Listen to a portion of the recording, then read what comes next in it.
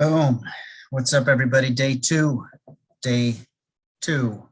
Um, this is your lecture for our section of Sociology 241, People and Places, Spring 2022, Day two. So this is for Thursday, the 13th of January. And what you all read for today, which was not a reading, but a podcast, was an interview with some economists about economic growth and understanding economic growth as a doctrine, as an ideology, as well as a thing, an empirical thing that happens where economies grow. But the rationale behind economic growth, the belief in economic growth, the ideology that accompanies the thing. So that's what we're going to talk about today. We're going to talk about what growth is. We're going to talk about why we care about it. We're going to talk about whether it's a good thing or a bad thing, which is a really simplistic way to put it. I'll give you a hint. The answer is it depends. So we'll talk about pros and cons. That's a better way to put it. Pros, cons. And, you know, that's what we're going to do. I don't know. So let's go ahead and get started. I'm going to share this PowerPoint presentation right now. Boom, and boom, and boom. There it is. Okay.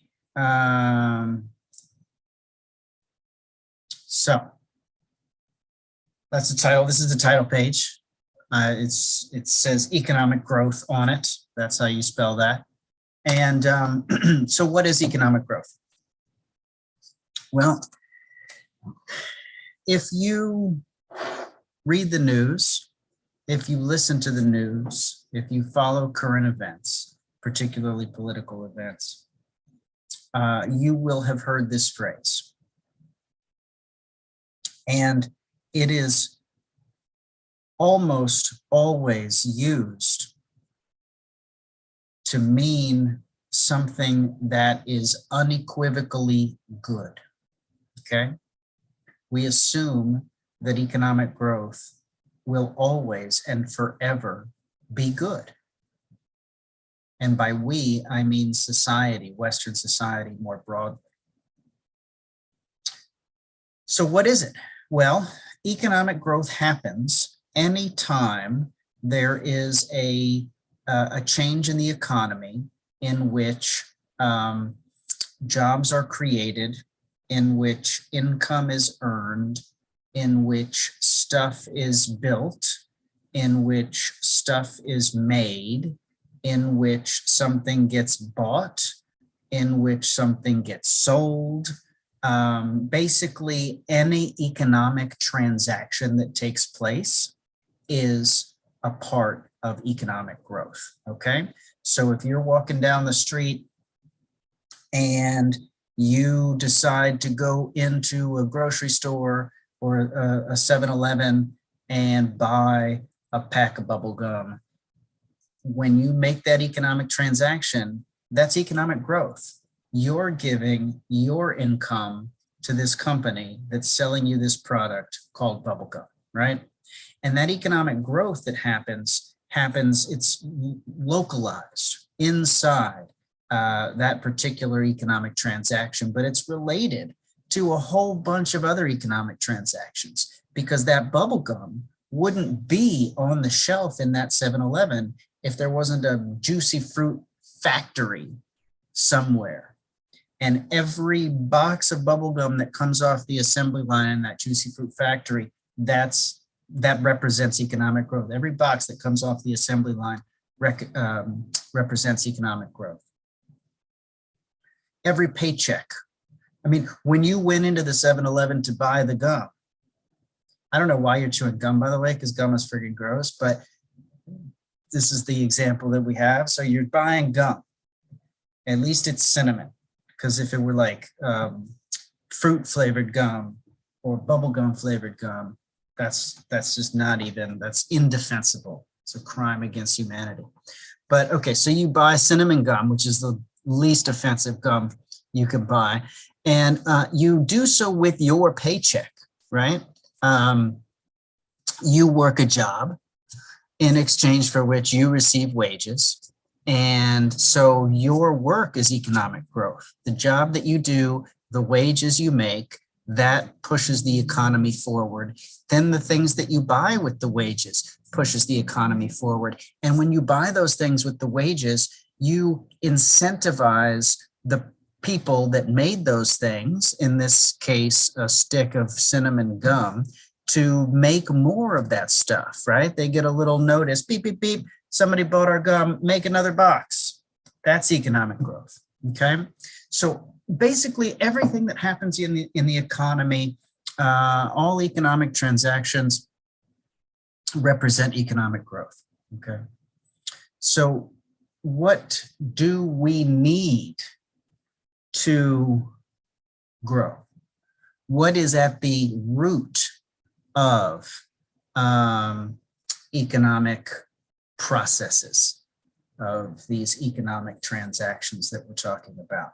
And I'm going to suggest that we need basically three things for growth in very, very broad terms. The first of these is raw materials, okay?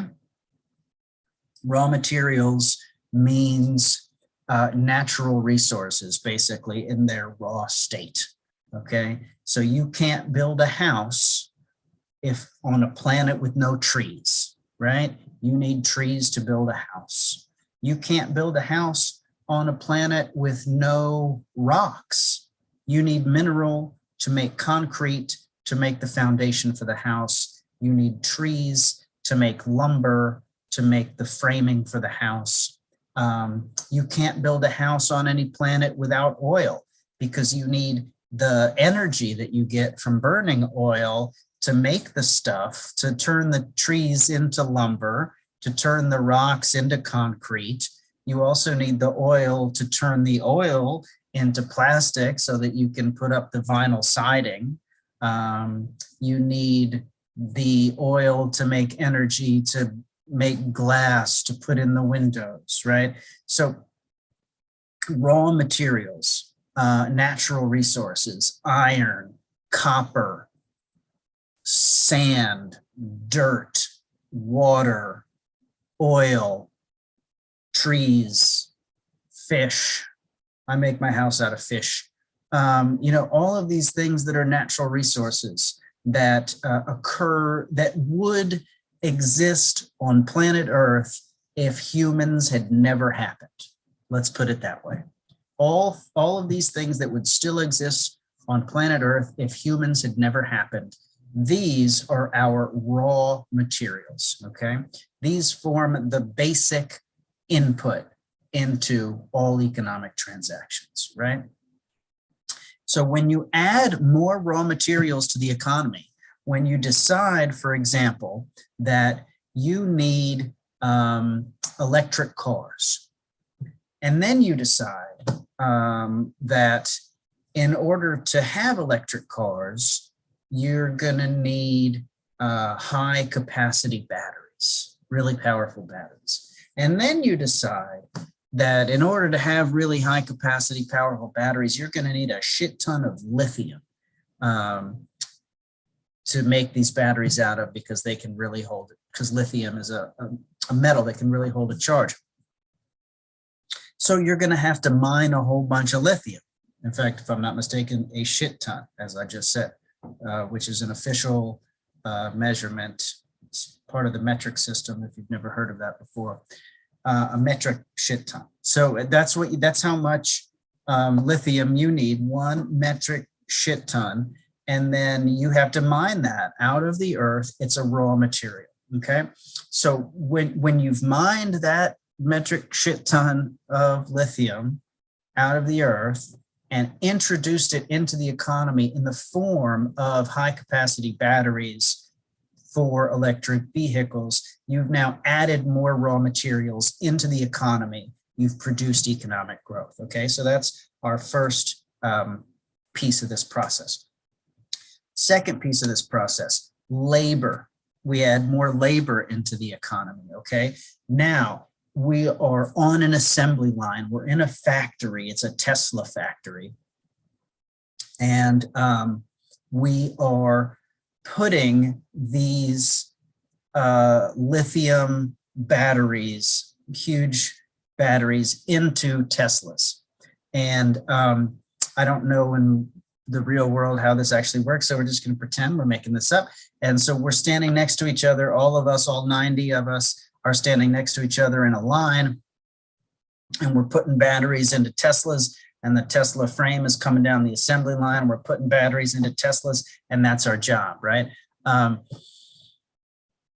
Now, Elon Musk comes down from on high, floating on a drone with angel wings, and says, we've got to do more. We need more Teslas with more batteries. So I'm putting 10 more people onto this assembly line. When you put 10 more people onto the assembly line, you're going to be able to get batteries into cars faster than we could have when it was just 90 of us. Now there's 100 of us, we can do more work, okay? So adding more labor, more people that work for a wage into the economy represents economic growth, okay? That's piece 2. Piece 3, we squeeze more productivity out of the people that we already have, okay? So let's say, again, no, I'm not Elon Musk anymore, because that sucked. I hated being Elon Musk last minute. Who am I now? I don't know, I'm the CEO of Rivian. So still in the electric car sector, but a little closer to home. I'm the CEO of Rivian, and I didn't make the 1,200 cars that I said I was going to manufacture in 2021. That's actually real. Look that up. Google that. I didn't make I said I was going to manufacture 1,200 cars. I didn't make it. I only got 800 done. So my stock price is down, so I can't hire more people. Okay, I can't hire more people. I can't add more inputs. I have to just keep going with what I've got now. Well, how do I up the ante? How do I make more stuff with the same inputs that I have now, with the same raw materials and the same labor? It's hard to do. So what I have to do is I have to innovate a way. Now, this is where we're not talking about labor hours. We're not talking about raw materials. We're talking about innovation. Okay, we're talking about creativity. I have to figure out creatively how to get more work out of these same people. So I don't know, an easy way would be to make them work longer hours. I could do that. Then I'd have to pay them more, which would be a hard thing to do. I could cut their wages, and then I could make them work longer hours and pay them more, and it would not cost me anything because I've cut their wages correspondingly. I can cut their benefits. I can give them shittier healthcare and shittier retirement benefits, and take that money that I saved and put it into more wages to make them work more hours. I could, I know, how about a carrot instead of a stick? I can bribe them with more wages in the future. I can tell them, hey, I don't have any money now to pay you more, but if you work longer hours, I'll pay you twice what you deserve to be paid for those longer hours next year when we produce all the cars we're going to make, right? So I have to find creative ways to squeeze more productivity out of the resources and the labor that I already have. And if I succeed in doing that, then I've innovated efficiency. I've created more efficiency. I've figured out how to do more with less, and I've contributed to economic growth. Okay. All right. So that is what growth is. I hope that that is clear to you. Just to say it one more time, growth is any economic transaction that adds raw materials, labor, or productivity into the economy. It's any person that, if an economy experiences more job creation, okay, there are more jobs now to have. If an economy experiences better wages, if an economy begins to make more stuff, if an economy begins to buy more stuff, any of these things represent economic growth, okay? That's what economic growth is. So how do we know what our economic growth is? How do we measure that, right? Because we've got to compare, because growth is everything. And so in, international diplomacy or something, I've got to be able to say, well, the US is growing at a faster rate than Russia, and China's growing at a faster rate than the US, and they're creating more jobs over there, and California's creating more jobs, but Illinois is not. And you know what I'm saying? So like, we need measures, concrete, specific, quantitative measures for economic growth, for purposes of tracking growth and also purposes of comparison and contrast, okay? So the way we do this is through a figure called gross domestic product, GDP. This is an important term and concept that we're going to come back to in this class many times. 10, 15, 20, 85 times. I don't know. We're going to talk about it pretty much every week. So understand what the hell GDP means. And that doesn't mean go Google it on Wikipedia. It means listen to what I'm saying. And then if it's still not clicking, go to the internet more broadly and just read and think. Don't copy. Read and think. All right. Gross domestic product is a number. It's the sum of all the goods and services produced and sold in an economy in a given year. Sorry, I just had a brain fart because I was looking at the slides and I was thinking that the next slide was the slide I was on, and all of a sudden it was like a crisis, and my brain just like shut down for a hot second, but I'm back. So the United States economy, okay? January 1st, 2021 to December 31st, 2021, we add up every single thing that was made and sold in the economy in that particular year. We add up the value, the dollar value of all of that, and that gives us our gross domestic product, okay? And then we can compare that in, adjusting for different currencies. We can compare that across countries, compare that across states, and that's our figure, our GDP figure, okay?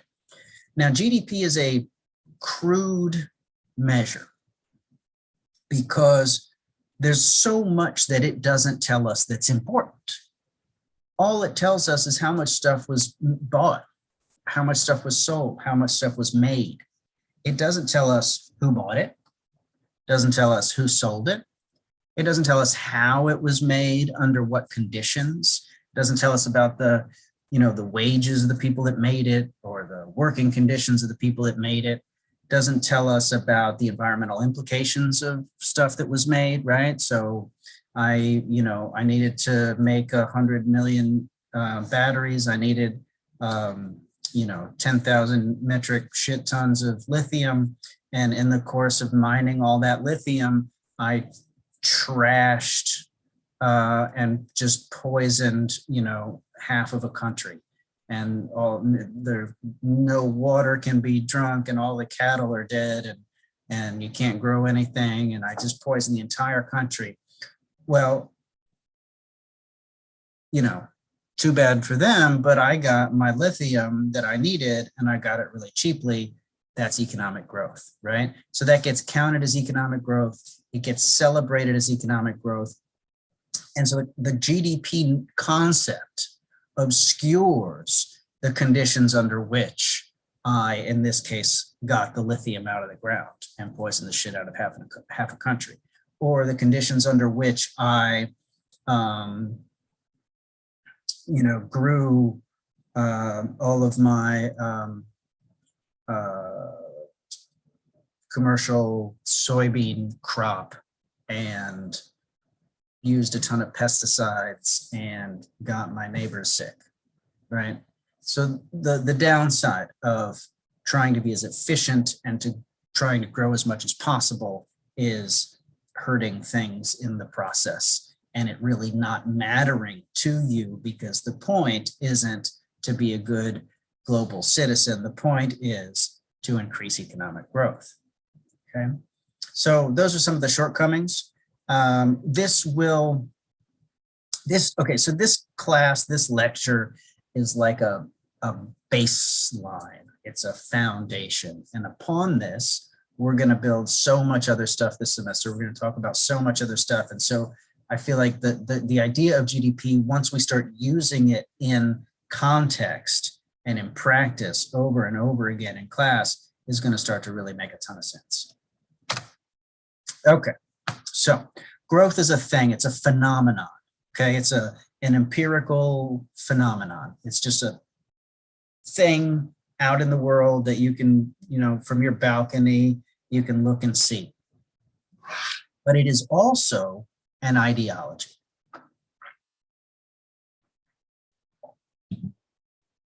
What I mean by that is there's a set of values, a set of beliefs that come bundled with the fact of economic growth.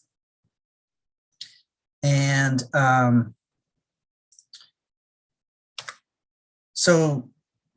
this slide lays some of that out, okay? So the first of these that I think I want to touch on is the notion that growth is good.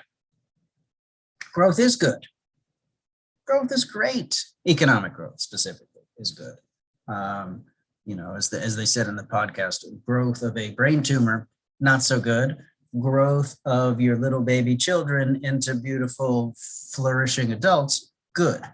Growth of a tree from a seedling to a massive oak, good.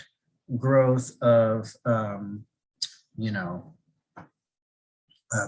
cancer in your pancreas, not good. So, but economic growth can be often a very good thing. Why? Well, wouldn't you like to have more options of jobs that you could have? Wouldn't you like to make more money and get really nice raises every year? Wouldn't you like to have more stuff? Wouldn't you like to have better access to better doctors? And not that you need better access to better professors because you've got the best, but access to better stuff, right? Wouldn't you like a better car and a bigger house and more vacations and a new intelligent telephone? You would like these things, right? You'd like a new computer. You'd like it's cold outside. You want a nice new coat, right? We need some stuff. So having things is good. Having opportunities is good. And economic growth provides us with all of that, right? So when an economy is growing well and equitably, that is not just part of the economy is growing, or it's not just growing for a few people, but it's actually growing for everybody and everybody's experiencing gains, then that can be really great. So growth can be good, but growth is not universally good. Growth is not unequivocally good. There are situations and contexts under which growth is problematic, but the ideology of growth doesn't see that. It's unwilling to accept that. And so the ideology of growth says growth is always good and it's always good for everyone. And what this means then is that we must always constantly be growing forever. Okay, so the ideology of growth turns the fact of growth into something inevitable. In other words, we assume as human beings in society that growth is always good and is inevitable. And so we fail to be able to imagine a world without constant economic growth. We want our GDP percentage rate of growth to be getting higher every year. 2% isn't good enough. 2% growth. What kind of growth is that? I want 5% growth, 7% growth, more growth all the time. And one of the observations in this podcast that we listened to that really stood out to me and drove home for me the deeply entrenched ideology of growth in our society is the observation that our political parties, our Democrats and our Republicans, all favor growth. Okay. None of our political parties, none of our mainstream political ideologies at all question the doctrine, the dogma of constant increasing growth being a universal good, an unequivocal good. Where they differ, where Republicans and Democrats differ, is on their approaches to accomplishing growth, right? So Republicans want less government involvement in the growth. They want the free market to spontaneously produce the growth, whereas the Democrats they still want a free market, but they want a free market that has some more controls on it. So some financial controls, some fiscal controls, some environmental controls, right? So a slightly more regulated economy. And they think that regulating the economy in that way is going to produce more, better growth.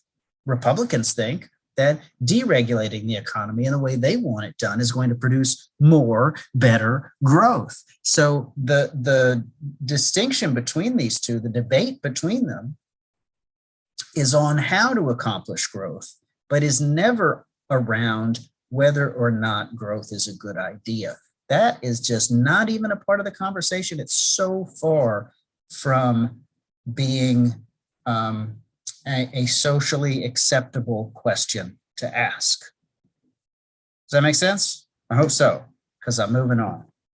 Bloop. Okay, so why do we feel like we need to grow all the time? Why is this dogma so entrenched in our way of thinking and our way of life? Well, for a lot of reasons. First of all, companies need profits to survive.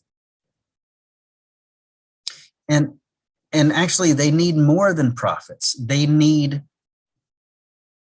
to increase their profits every year in order to survive. And let me explain why that is the case. Publicly traded companies have shareholders. And shareholders require a positive return on their investment. Okay, so shareholders are investors, and they're requiring that they're going to get more money back than what they invested. And if they don't, they're not going to continue to invest in that company. So companies, publicly traded, private, for-profit companies, not only must profit, but must increase their profits. It's not enough for me to have 2% profits every year. If I have 2% profits in my first year, I need 3% profits in my second year, 4% in my third year, and so on and so forth. I have to always be increasing my profits because I have to keep my shareholders. Because if I'm not growing as fast as another company, they're going to leave me and they're going to go over there. And then I don't have any investment capital to continue to do my thing. Okay. So companies, it's not just a matter of I want profits because more money is good for me. It's that I need profits because without them, I will wither and die. Another reason why we need growth is because of international sort of diplomacy and competition and economic competition and these sorts of things. And so we need to be able to compete with other countries, right? We need to be able to say to investors as the United States of America, hey, capital holding human beings around the world, this is the place to come build your factories, and this is the place to trade your corn futures, and this is the place to build your luxury high-rise apartment buildings. This is the economy that you want to invest in. And if we're growing, then we can better make that case. And if we're growing at a faster rate than India or Brazil or the United Kingdom, then we can siphon off some of that investment capital from other countries into our country. Also, we, like many of the systems that we have established in this country over the last century and a half, we have done so with the assumption that growth is inevitable and constant and always increasing, right? So our whole banking sector is premised on the fact that there will always be growth. Our stock markets are premised on the fact that there will always be growth. Our insurance system is premised on the fact that there will always be growth. And so we've set our society up in such a way that if we don't grow or we shrink, shrinking would look like, less work, less money, less stuff, fewer jobs. That would be shrinking. If we shrink instead of grow, whole sectors of the economy begin to collapse, okay? Our financial sector begins to collapse, our insurance sector, our banking sector. Banks need us to be able to deposit money into them. Then they need that money to be able to invest so that they can take a portion of that money so that they can keep the lights on and keep their people paid and still have the money in there for us. They need growth. Without growth, they wither and die, right? And then we also have come to believe that we need growth, and that's different than saying we actually need it, but we believe that we need it because for a long time, growth has been really good, and each generation has been better off than the previous generation, right? So my parents are better off than my grandparents. My grandparents were better off than my great-grandparents, right? Every generation is supposed to be better off. We assume that that's the way it's going to be. It's actually not really that way anymore. I'm sorry to say, these things seem to be changing a little bit right now, but for 150 years, that's how it was. For 150 years, it was like growth was doing this thing where economic growth was coupled with wages, right?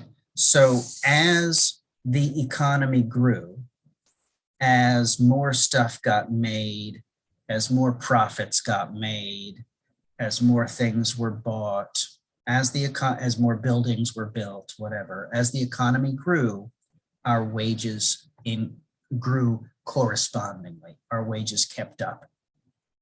And so that meant that economic growth was a rising tide that lifted all the boats. Okay. Now, some boats, I don't know how to make this metaphor really work, but some boats, like the tide lifted them a little more than other boats. Some boats got lifted way the hell up, but all of the boats got lifted to some extent or another. That's not the case anymore. And because that's not the case anymore, our thinking about growth ought to change, must change, but it hasn't changed. We still believe erroneously that growth is a rising tide and that rising tide will lift all boats. It doesn't. It now only lifts the boats of the top 10%. In fact, the top 10%, they're the only ones that have boats.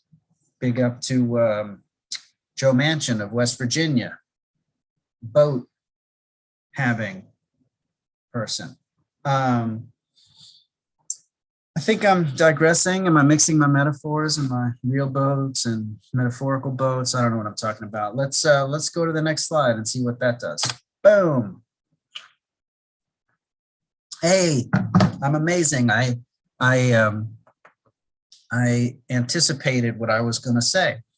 So the 20th century, from about 1920 to about 1970, maybe even earlier than that, maybe 1890. Yeah, let's go back to 1890. Let's say from 1890 to 1970. So for a 90-year span. You know what? That's probably not even true. I'm probably lying about that. It's probably more like 1920. But anyway, a huge chunk of the 20th century, let's say. We were experiencing a lot of growth in the United States, and that growth was coupled with wages. And so economic growth was increasing quality of life. Okay, so every time we would make, we'd become more productive at work, and we'd be selling more insurance policies or selling more real estate or making more soap dispensers or making more rubber tires for pickup trucks. Every single increase in productivity that we experienced, every single increase in profits that our companies that we worked for experienced, we would get a taste of that. Our wages would go up, our benefits would go up, we would have a better retirement packages, we would have higher wages, we would have access to better health care, our children would have access to better education, we'd have better roads and better cars and tastier food, and everything got better as economic growth increased. So the middle of the 20th century, the 1950s, I mean, you could legitimately work in a factory with less than a high school education and make enough money to pay a mortgage, to put your kids through college, and your spouse could stay at home the whole time.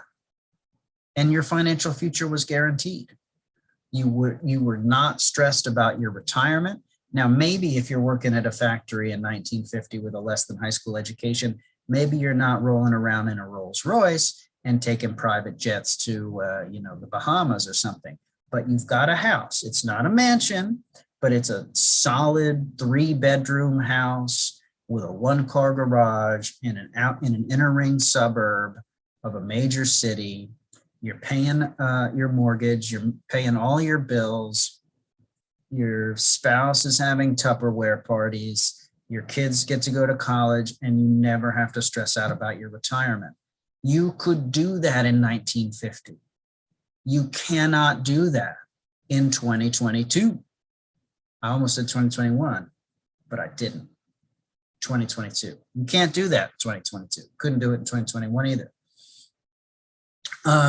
So grow, even though, this is the other part of it, even though we're growing, our GDP is greater now than it was in 1950. We were growing in 1950, but we're growing in 2022. We're growing more in 2022 than we are in 1950, but our wages are not keeping up. Our benefits are not keeping up. Our quality of life is not keeping up. We're stressed out, we're unhealthy, our quality of life sucks. I mean, for most of us, for some of us. No, I'm not telling you your life sucks. Your life is probably pretty good. Mine's like, you know, could be better. But you know, in the 1950s, I mean, caveat, if you're a straight cis white man in the 1950s, big caveat, then your life was pretty damn good. Okay.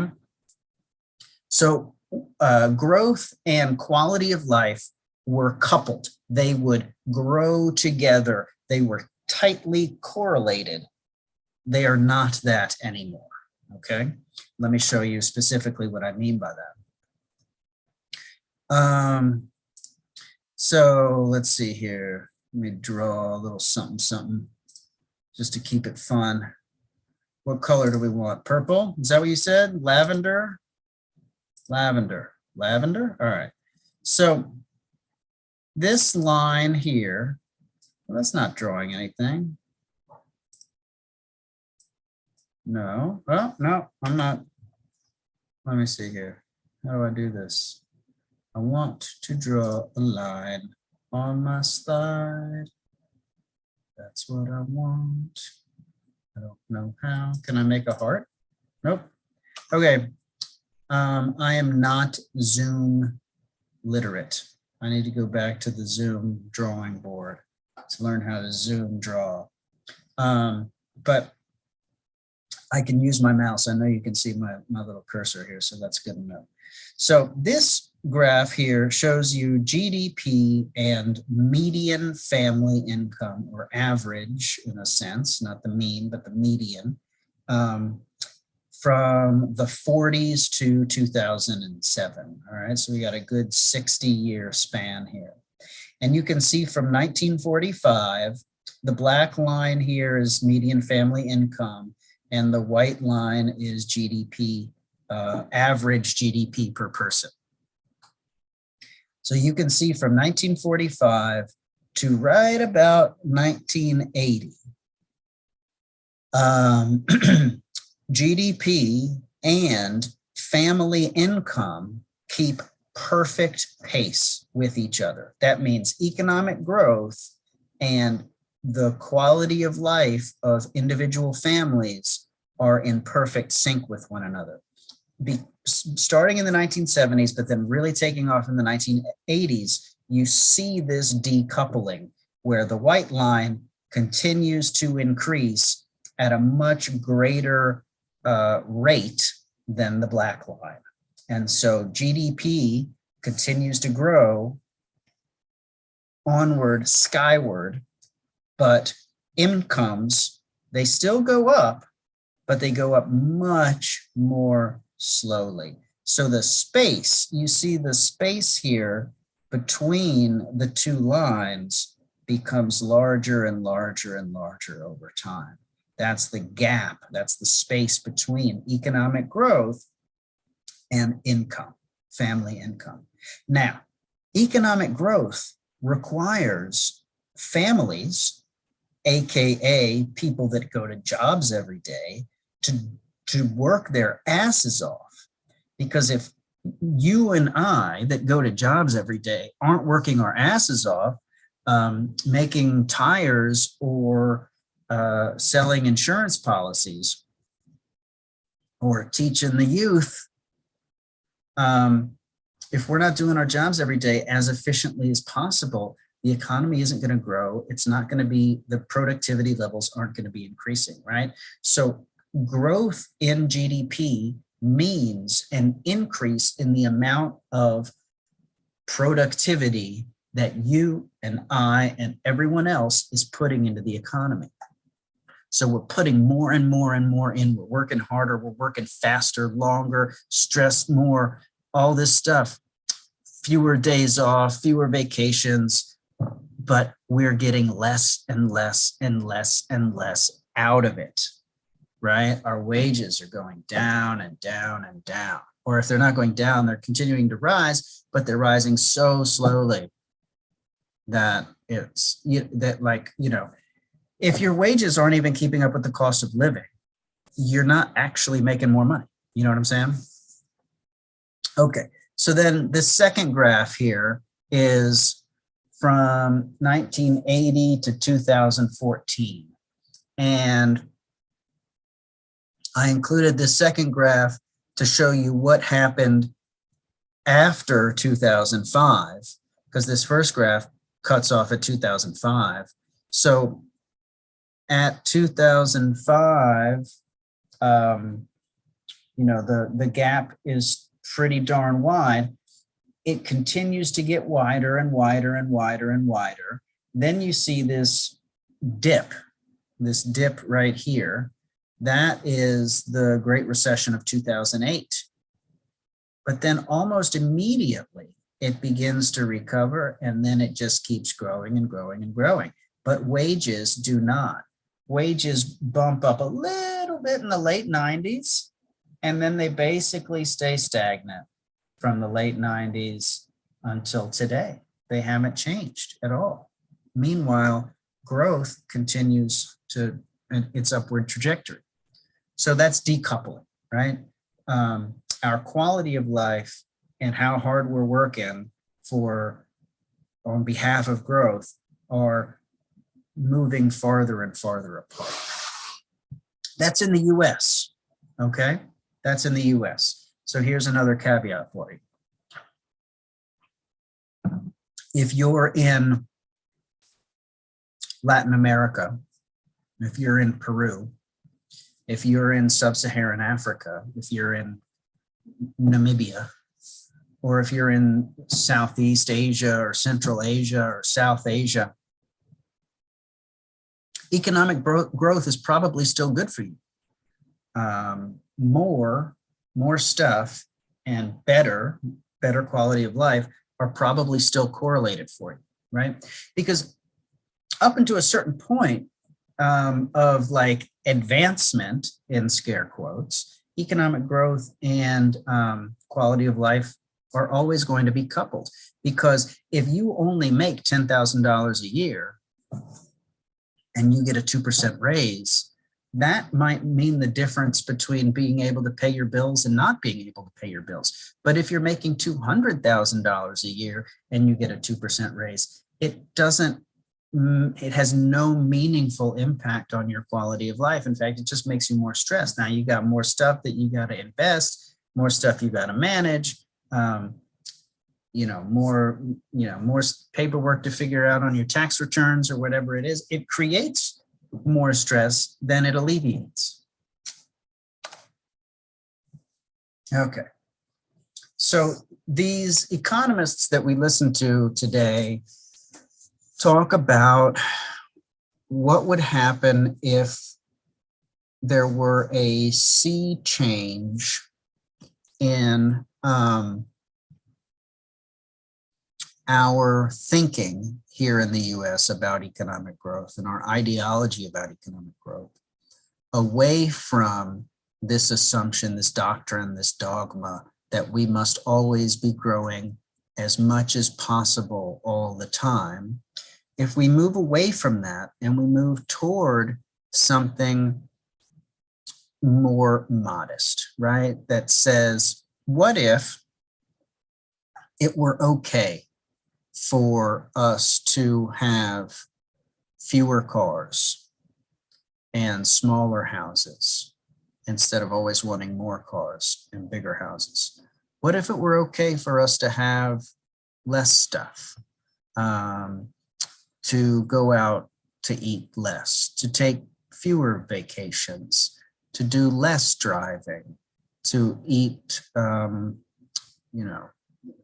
in fewer restaurants, to have fewer kids? What if all of these things were okay? What would that mean for the future of the country and for the future of the planet? And so one of the things that they are pointing out here is that there have to be limits to growth, because growth, when we talk about economic growth, growth is a metaphor. We take it pretty literally, but it's actually a metaphor. Growing is what your children do. You probably don't have children because you're like 19, but it's what my children do, or my child. I only have one, but he grows slowly, but he's, anyway, growing is what kids do. Growing is what trees do. It's not really what economies do, but we call it growth, but it's metaphorical, right? But you can't, but in literal growth, there's always an enough, right? I am not going to get any taller. I wish I were, but I ain't. Trees get to a point where they don't grow anymore. My dad used to be taller than me. Now he's shorter than me. He's shrinking. Not only is he not growing, he's shrinking. Don't show my dad this video. So there has to be an enough. If this is a metaphor that is accurate, then we get to a point with our economy where it just stops growing, where it's big enough, where it's good enough. Because animals and plants don't grow forever. You can't grow forever into a void. You can't grow forever on a finite planet. We only have one Earth. And right now we are living like we had 20 Earths. The rate at which we're yanking stuff out of the ground and the rate at which we're dumping bullshit into Earth's sinks, and the rate at which we're burning carbon and shooting it up into the atmosphere, we're acting like we have 20 Earths. Like, yeah, we're burning this one out. That's true, but it's fine. We got another Earth next door. We don't have 20 Earths. We just have one. And so when is it enough? When are we good? When are we sated? When are we sated? When is it time to just unbuckle our belt and push away from the table and get up and move on, because we're fucking full, where it's good enough.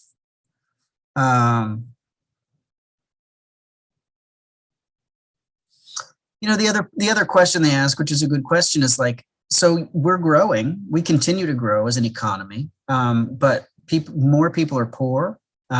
We've got more homeless. We've got, way more people dying of drug overdoses. We've got all these problems that growth should be making better, should be alleviating, but the problems are getting worse. So if more growth isn't fixing these problems, then how is even more growth gonna address them, right? Could maybe a solution or a way to address them be to pull back a little bit? And then these environmental implications that are listed here. So we're using up our raw materials, we're running out of certain raw materials, or we're innovating different ways to access raw materials that have negative implications for the environment, like hydrological fracturing to get natural gas and these sorts of things. We're creating way more air pollution, whether it's like the low-hanging stuff like smog and just like shitty air that we breathe, or whether it's the stuff up there like carbon. There's just more and more of it. The earth can't absorb it all. The earth can't metabolize it, right? It's like, it's like your metabolism, right? Some people have a high metabolism, some people have a slow metabolism. Two people of the same size, same stature, can't necessarily consume the same things with the same effects on their bodies, right? Some people's thyroids are going a mile a minute and other people's thyroids are just kind of cruising along taking their sweet time. And so some people will add more weight to their bodies with the same amount of calories than another person will, right? Well, Earth is the same way. Earth has a metabolism. And if we add more and more and more pollution to it, dump more and more and more crap into it, it's going to have a harder time absorbing, making use of that crap, right? That crap is going to start to build up. And in fact, that crap has built up. Just Google the what is it, like the plastic, the great plastic stain in the oceans or whatever. Just Google that. It's pretty freaky. Great plastic stain. I don't know what is going to come up if you Google great plastic stain, because that's not what it's called. I don't know what the hell I'm talking about. And, you know, of course, growth is bad for social stability. Well, at least the kind of growth that we're experiencing in the 21st century. It's bad for social stability because we have these Jeff Bezoses and these Elon Musks out there, and they are capturing all of the benefits of these huge rates of growth. And then you've got the us's out there. I mean, I don't know, maybe you all are billionaires. I am not a billionaire. So you got the us's out there, the not billionaires, the 20 percenters and the 30 and the 40 and the 50 and the 80 percenters instead of the 95, 97, 99.999 percenters. And we are unhappy with politics and society, right? We feel threatened by, you know, whether it's like some cooked up BS, like scapegoat type stuff, like we feel threatened by immigrants coming across the border and quote unquote taking our jobs, or we feel threatened by, you know, China growing faster than us and freezing us out of, you know, global trade, or we feel threatened by the billionaire class that controls the government, owns Congress, has all these tax breaks and loopholes, and ends up paying a fraction of the taxes than what we pay as ordinary citizens. And so we're jealous and we're resentful, and we're not stupid. And so we know, we can look at history and we can see that our parents had better educations than we did, that our kids are going to be even worse off, that you know, quality of life is deteriorating, that our salaries are not keeping up with the cost of living, that inflation's out of control. We can see all of these things, and it pisses us off. And when it pisses us off, we become weird. You know, like we get really weird when we're mad, like this mad, like when we feel threatened and when we feel like things in society are deeply unfair. I mean, because we're not idiots. We know that we're busting our ass punching this clock all the damn time and we have nothing to show for it. We know this. And so we're pissed. And when we get angry, we do crazy shit like, I don't know, follow QAnon or vote for Donald Trump. You know what I'm saying? Like we do. And I guess let me dial that back just a teeny tiny bit, because you can vote for Donald Trump and not be crazy. But voting, the very fact that Donald Trump, you know, like just, anyway, we don't need to go all the way down this particular rabbit hole. I'll just say this about it. The very fact that that man credibly ran and won the race for the president of the United States and still today has 70 million hardcore followers in a country of 330 million or however many we are. That is, if you take umbrage with the adjective crazy, okay, it is certainly not typical, okay? It is atypical. It is different. It is unprecedented. It has no precedent in history. Nothing like that has ever happened before, okay? So it's weird. If we don't want to call it crazy, we can just call it weird. It's really, really weird. And the reason why weird shit like that happens now instead of in 1950 is because of this decoupling and the political and social destabilization that has taken place as growth and wages and growth and quality of life get farther and farther and farther apart. Does that make sense? And is it clear then that I'm like not, anyway, yeah, I hope that makes sense. Okay, so last slide, take a breath, get some water. Here we go. What do we do about it? It's a problem. Everything I've laid out here is a problem. What do we do about it? Well, there's two camps. Well, I mean, there are three camps, right? Like the one camp that's like not even on the slide is the pro-growth camp that just says, you know what we do about it? Nothing. Duh. We just keep growing because growth is awesome, because more is always awesomer.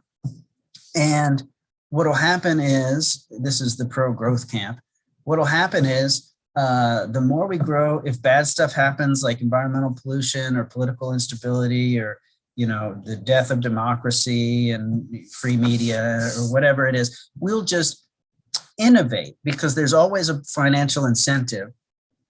We'll make up new products, we'll innovate ways to solve those problems, and we'll market and commodify and sell the ways to solve those problems. And then people will buy the solution to those problems because that's what they'll want. They'll want to solve those problems. The solution to those problems will be for sale. People will buy them. We'll solve the problems, and then we'll continue to grow, right? So that's one camp. Camp 2 and Camp 3, the two that are on this slide, are the both of these camps assume that growth is problematic and that something ought to be done. The first one says, well, we can continue to grow in ways that are going to be sustainable, right? So maybe we do less growth, maybe we grow in particular sectors, maybe other sectors like maybe we phase out coal, right? Excuse me. So maybe we phase out coal, but we replace coal with solar energy and wind energy, and we take those new jobs in solar and wind and we give those new jobs to the old people that were mining and burning coal. And so they're cool because they've still got jobs and we're still growing, but we're growing in such a way that we're not creating the problems, right? The environmental problems and the socio-political problems. That's one approach. That's what I'm calling here green growth. The other approach, and we will actually loop all the way back to this very conversation in the last week of the semester, is the notion of degrowth, okay? And degrowth says we're living on a finite planet. We can't grow forever, and innovation is only as good as our raw materials and our sort of moral compass allow.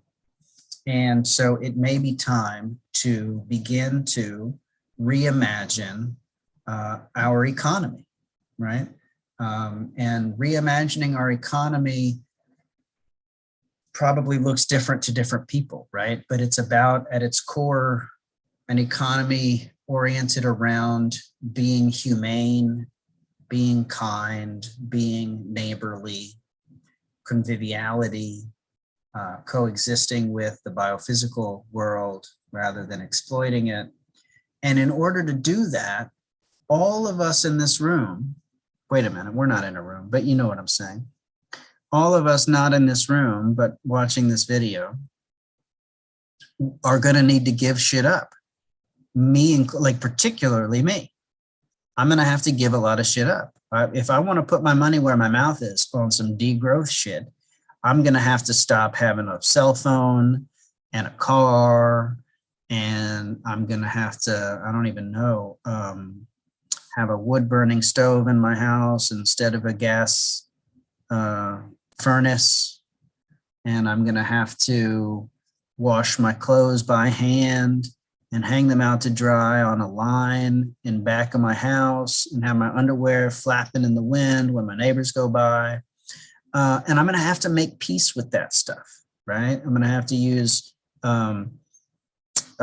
cloth diapers on my baby instead of disposable diapers that I throw out every day. I'm going to have to bike to work even when there's ice on the sidewalks. You know, I'm just throwing out a whole bunch of random examples, but like we can still live and we can still enjoy life. I wonder if we wouldn't even enjoy life more if things were a little slower. You know, if we had a universal basic income, for example, of $1,500 a month, and so you and your partner live together and you're both making $1,500 a month. And, you know, it's not crazy. You can't really like have a, you know, a summer house in on the Upper Peninsula of Michigan and a winter house in Cancun on $3,000 a month. But you don't have to punch a clock like that. And so you've got that free time to, you know, really scrub the shit out of your kids' cloth diapers and hang them up in the out on the line outside. You know what I mean? I don't know if that's better than this. Slower, more centered, more grounded, more focused on real life and not social media, right? More focused on our neighbors and our families and the actual human beings that we know in the real world. I don't know. It's a totally different way of living. It's a totally different way of even conceiving of society. But that's what degrowth is, really. It's reimagining economic transactions, reimagining life in such a way that like we just do with less, like a lot less forever. Okay, so I'll leave you with that. And I'll talk to you next week. Bye.